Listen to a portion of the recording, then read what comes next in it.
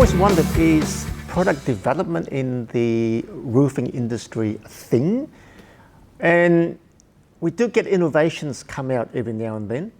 And I'm somewhat surprised when we do see a little bit of a change in how manufacturers do their thing.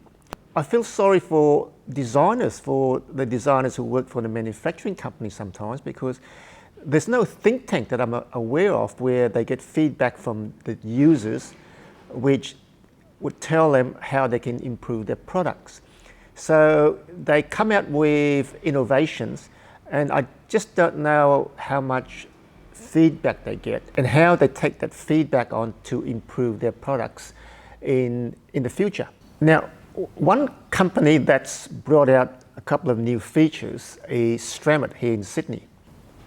And what we're going to look at today would be the new Stramit Valley for a tile roof. Just going to look at the details of why we think they've come up with this particular design.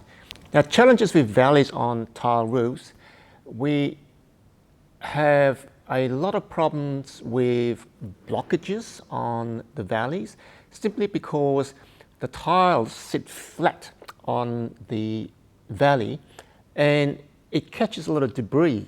And when the debris gets caught on the top side of the tile, it then forms a dam, and when you get heavy rain, the water hits the dam, and then it overflows the hook on the edge of the valley and goes into the roof.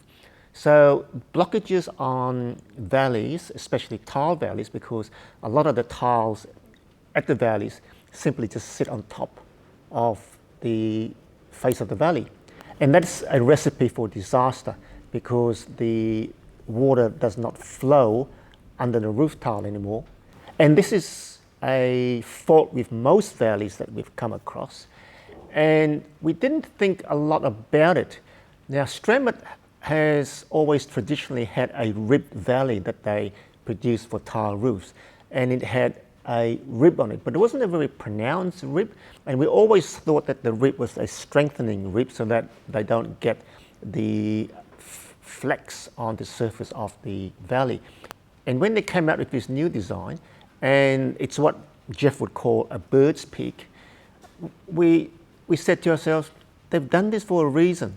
Where the feedback from tilers and feedback by people like ourselves who have noticed that the traditional valley design, which is just a flat roof or to have a small rib in it, they don't really help water flow under the tile. So what we'll do now is we'll have a look at this new valley that Stramit has designed and just go through the pros and cons and how it's supposed to work.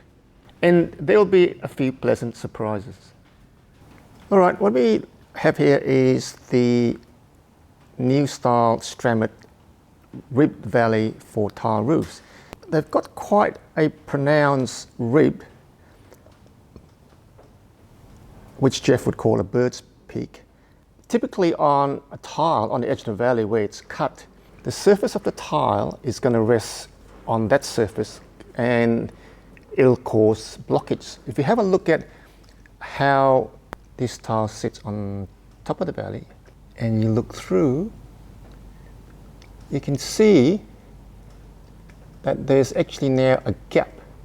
The underside of this tile is a straight edge. So you've got a straight edge that rests on the hook and it rests on the bird's peak. A straight line across there means that there's a gap between. So what will happen is that if debris runs down and it gets trapped and it goes over the bird's peak, there's a good chance that it'll keep going because there is this gap right there that allows water flow and the debris will just keep going down into the gutter. We've now fully embraced using the new Stramit ribbed valley for tile roofs because we think it's quite a neat design. It's quite challenging when you have to join it, and so it's not the best valley for all situations, but certainly for valley design for tile roofs, this Stramit design is the best we've come across yet.